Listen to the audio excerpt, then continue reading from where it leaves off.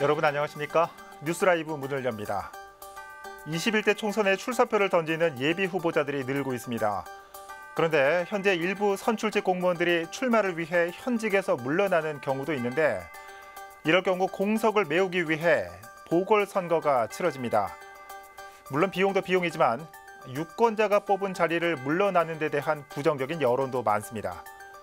이번 총선에도 구의원 보궐선거가 계획된 곳이 있는데 오늘 뉴스라이브에서 이 소식 살펴보겠습니다.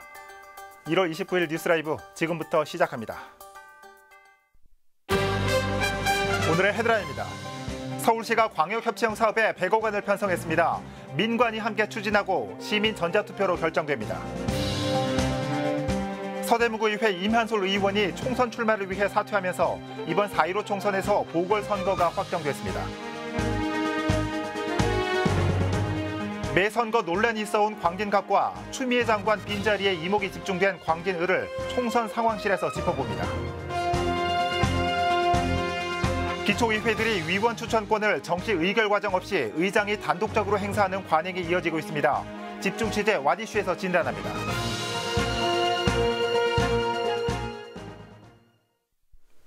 서울시가 시민들의 제안을 토대로 민관이 협의해 사업을 추진하는 광역협치형 사업에 100억 원을 편성했습니다. 사업 제안 내용은 2개 자치구 이상을 포함하는 도시 문제 해결입니다. 다음 달 28일까지 시민들의 신청을 받습니다. 조성협 기자입니다. 서울시가 광역협치형 시민참여 예산 사업에 100억 원을 편성했습니다.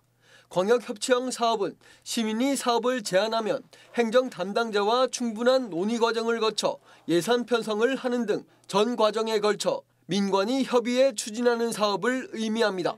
사업을 제안할 수 있는 예산 규모는 일반 사업일 경우 5억 원 이내, 행사성 사업은 3억 원 미만입니다. 사업 내용은 서울시 자치구 2개 이상을 포함하는 도시 문제 해결이어야 하고 서울시민 3인 이상이거나 단체면 누구나 신청이 가능합니다.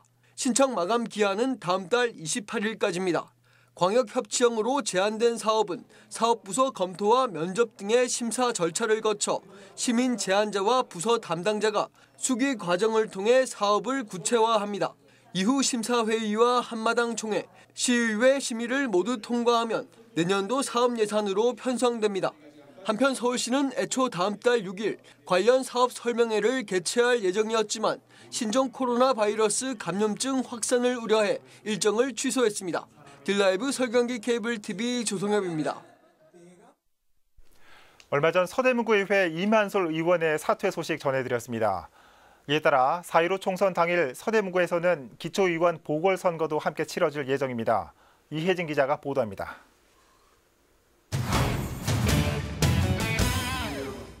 지난 16일 정의당 임한솔 의원이 서대문구 의회에 사직서를 제출했습니다. 정의당 부대표였던 임 의원은 이번 총선에서 비례대표 출마를 희망했지만 당에서 받아들여지지 않자 구의원직 사퇴와 정의당 탈당을 선택한 것.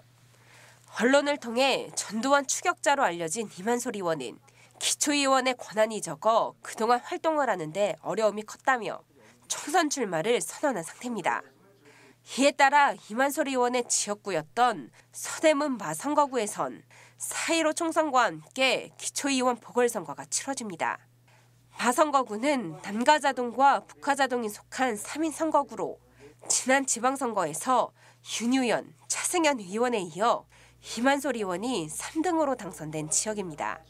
서대문구 선거관리위원회에 따르면 국회의원 일정과 동일하게 후보자 등록은 3월 26일부터 이틀간입니다. 이번 보궐선거 때 정의당은 후보자를 내지 않겠다고 밝힌 상태입니다. 한편 서대문구 마선거구는 4년 전에도 해당 선거구 의원이 뇌물 혐의로 의원직을 잃어 보궐선거가 열렸던 곳. 이번에 임한솔 의원이 사퇴하면서 마선거구 주민들은 2년마다 기초의원 선거를 치르게 됐습니다. 딜라이브 서울경기 케이블 TV 이혜진입니다.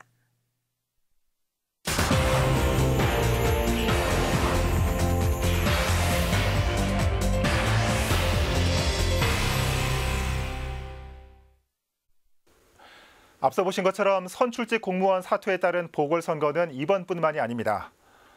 지난달 총선 출마를 위해 이임식까지 계획했던 성장현 용산구청장.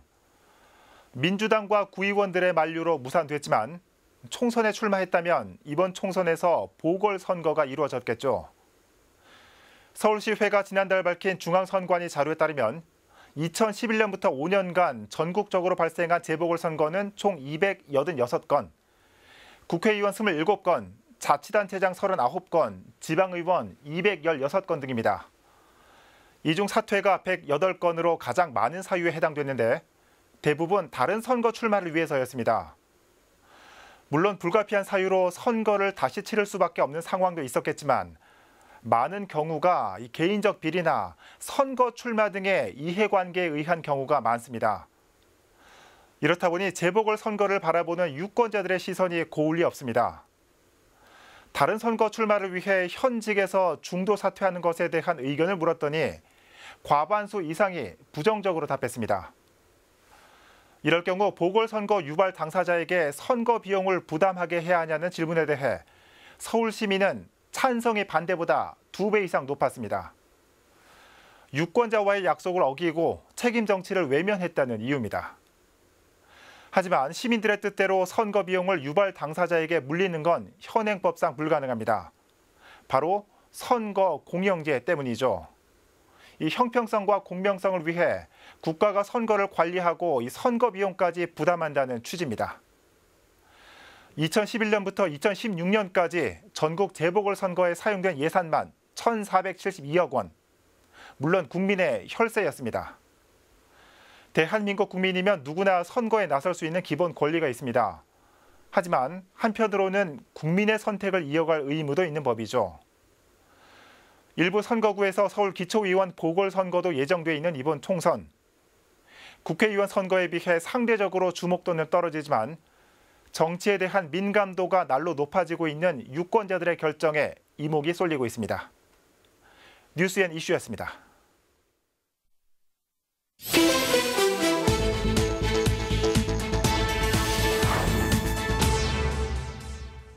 어제 새벽 5시 30분쯤 구로구 개봉동의 한 빌딩에서 불이 났습니다. 인명피해는 없었지만 이불로 벽 일부가 그을리고 계량기 등이 소실돼 소방서 추산 130만 원의 재산 피해가 발생했습니다. 경찰과 소방당국은 배전함에서 불이 시작된 것으로 보고 정확한 사고 원인을 조사 중입니다. 지난 27일 밤 11시 50분쯤 종로구의 한 음식점에서 불이 났습니다. 인명피해는 없었지만 주방 도구와 집기류 등이 불에 타 소방서 추산 400만 원의 재산 피해가 발생했습니다. 경찰과 소방당국은 정확한 화재 원인을 파악 중입니다. 뉴스라이브 사건 사고였습니다.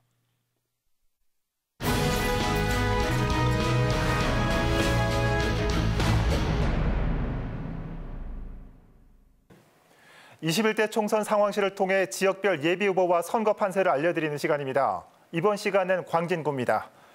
광진구 갑과 을은 같은 지역구인데도 불구하고 서로 다른 양상을 띠는 곳이기도 합니다. 광진갑의 경우 선거 때마다 논란이 있었던 데다 늘 대세를 따르는 투표 성향이 나타나 흥미로운 곳입니다. 광진을의 경우 진보 성향이 강합니다.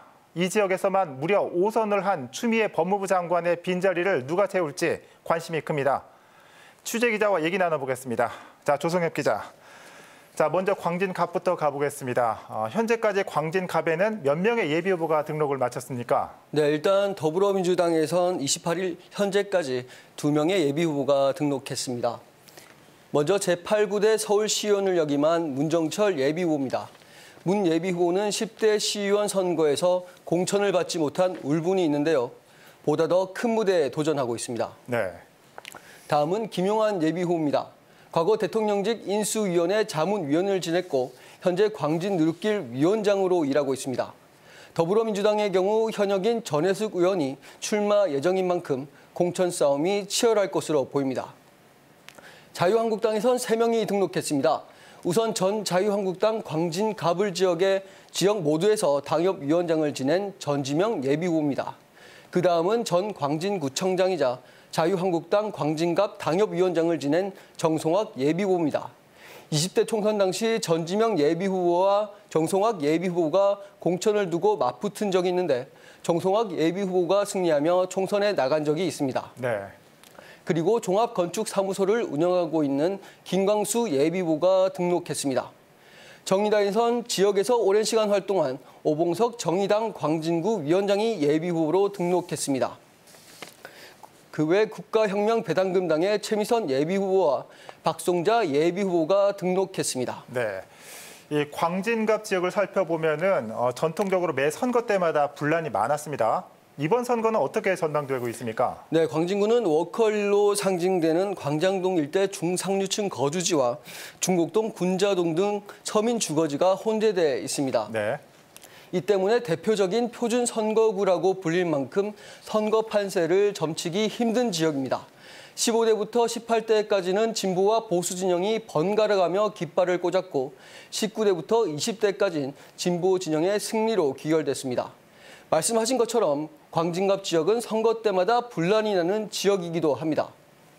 19대 총선 당시 현역이던 전해숙 의원이 금품 살포 혐의로 공천을 받지 못했고 그 자리에 김한길 전 의원이 전략 공천되며 큰 논란이 발생했습니다. 네. 20대 총선 때는 국민의당 김한길 의원이 전해숙 전 의원에게 야권 연대를 요구하며 후보 단일화를 주장했는데요. 전해숙 전 의원이 이를 받아들이지 않았고 결국 김한길 의원은 야권 연대 성사 불발에 대한 책임을 지고 20대 총선에 불출마했습니다. 이처럼 광진갑 지역은 매 선거마다 흥미로운 상황이 벌어지는 지역이라 이번 총선 역시 어떤 상황이 펼쳐질지 기대됩니다. 그렇군요. 자, 광진갑 살펴봤고요. 광진을로 넘어가 볼까요? 앞서서도 언급했지만 이 광진을 선거구는 진보 성향이 강한 곳입니다. 그런데 아직까지 민주당과 한국당에서는 한 명의 예비 후보만 등록을 마친 상황인데 먼저 광진을 지역 얼마나 많은 예비 후보가 등록했는지 알려주시죠. 네, 그렇습니다. 더불어민주당은 현재까지 김상진 예비후보 한 명만 등록한 상태입니다. 네. 전 청와대 행정관 출신으로 지난 20대 총선 때도 예비후보로 나선 바 있습니다. 자유한국당에선 오세훈 전 서울시장이 일찌감치 지역을 돌며 터를 다졌고 예상대로 예비후보로 등록했습니다. 국가혁명배당금당에선 신현숙, 양방응, 정유성, 선윤정 예비후보가 등록했습니다.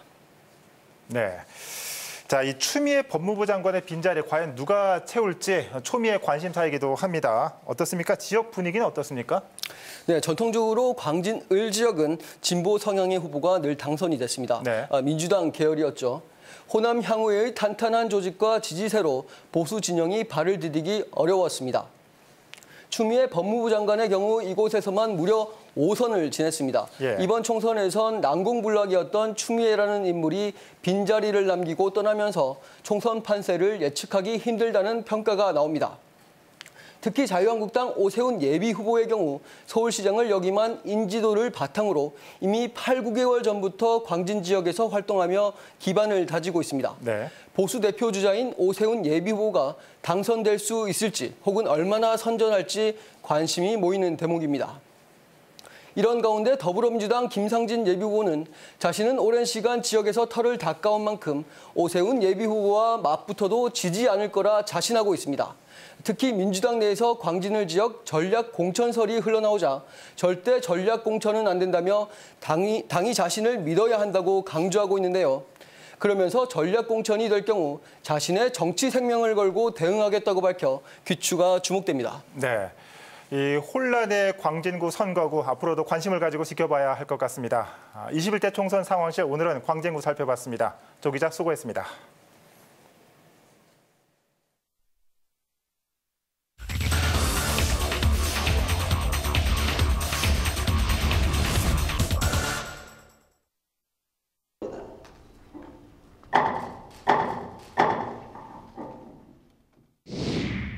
의사봉을 3번 두드린 의미는 의결이 선포됨을 뜻합니다.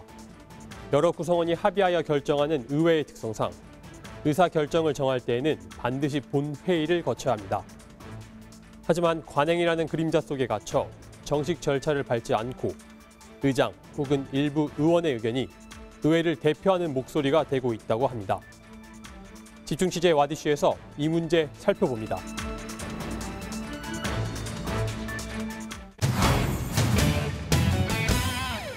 지난해 5월 성북문화재단이 보낸 이사추천위원회 위원추천 공문입니다.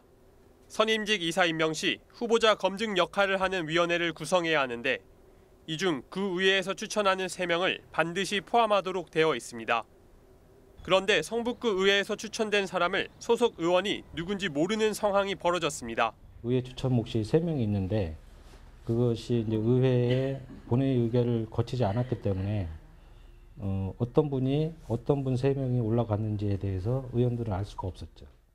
매년 다양한 목적으로 구성되는 위원회 중 상당수는 의회가 추천한 위원을 포함하도록 규정되어 있습니다. 성북구 의회에선 어떤 위원을 추천할 것인지에 대해 의결 과정을 거치지 않고 의장선에서 결정한 겁니다.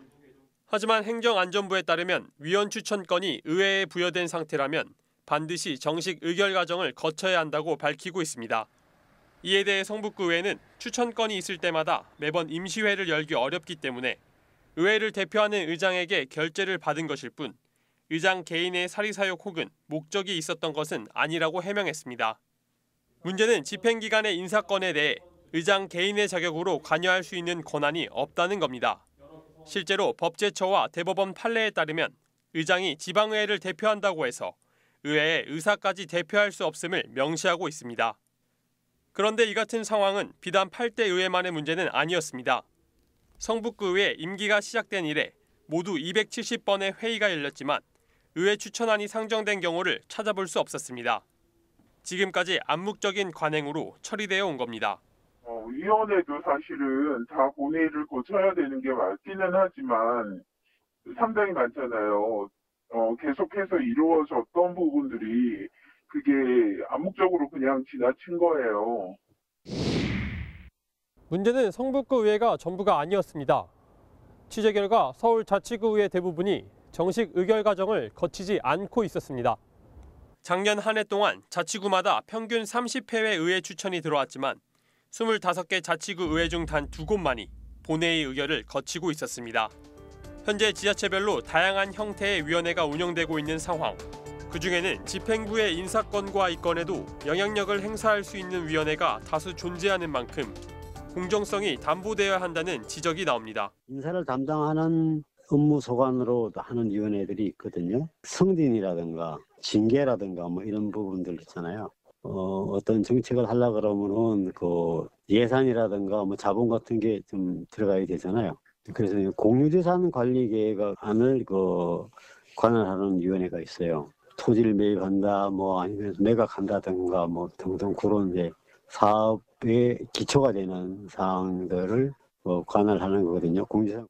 하지만 대부분의 구의회에서는 본회의를 거치지 않는 것에 대해 의회 추천권이 있을 때마다 회기 일정을 맞추기 어렵다는 이유를 대고 있습니다.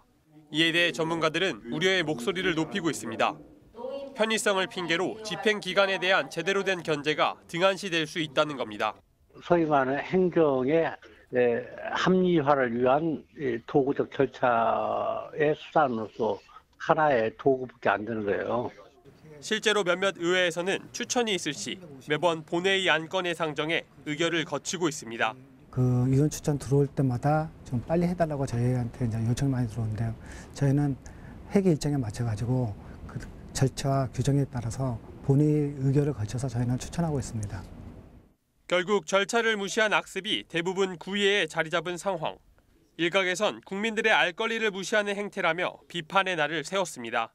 의원들끼리 자체적으로 자기들 돈 내가지고 하는 어떤 모임이나 활동이라면 본회의에 기록을 남기지 않아도 되겠지만 그러니까 지역의회, 광역의회 예산과 지역 주민들의 세금이 들어가서 이루어지는 어떤 활동이라면 예외 없이 원칙적으로 모두 본회의에 보고하고 의결을 해서 찬반 토의라든지 남겨놓고 그렇게 투명하게 합리적으로 활동하는 게 맞다. 지방정부의 권한이 갈수록 커지고 있는 가운데 지방의회의 책임 또한 막중해지고 있습니다. 하지만 국민들의 신뢰는 나날이 떨어지고 있는데요. 풀뿌리 민주주의의 근간으로 불리는 지방의회가 제 기능을 하고 신뢰를 회복하기 위해선 구태의연한 악습들을 떨쳐버리고 기본을 지키는 것이 필요해 보입니다.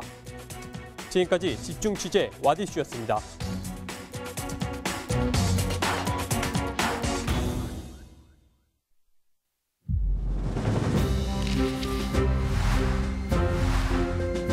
(1월 29일) 오전 9시 기준 21대 총선 예비후보자 등록 현황입니다. 종로구 선거구입니다. 52세 정당인 장창태 예비후보입니다. 19대 20대 종로구 국회의원 예비후보에 나선 경력을 갖고 있습니다. 김훈태 예비후보, 자영업을 하고 있고 나이는 54세입니다. 현재 국민생활도움센터 대표를 맡고 있습니다. 배영규 예비후보, 59세, 삼부토건개발 대표입니다. 전 서울시 육상연합회장을 역임했습니다. 51세 작가 정동희 예비후보, 지난 지방선거에서 종로 제1선거구 서울시의원 후보 경력을 갖고 있습니다. 17대 19대 국회의원이었던 53세 정문헌 예비후보도 다시 한번 도전장을 내밀었습니다. 현재 민중당 서울시당위원회에 몸담고 있는 47세 오인환 예비후보도 후보 등록을 마쳤습니다. 변승정 예비후보, 75세, 직업은 종업원입니다. 전 초등학교 교사 출신입니다. 박무길 예비후보, 71세 정당인, 현재 국가혁명배당금당 종로구 당협위원장입니다. 주얼리 제조 총판 경력을 갖고 있는 65세 정규숙 예비후보입니다. 임종철 예비후보, 나이는 64세, 직업은 목사입니다. 전 기독교 언론대책위원회 위원장을 역임했습니다.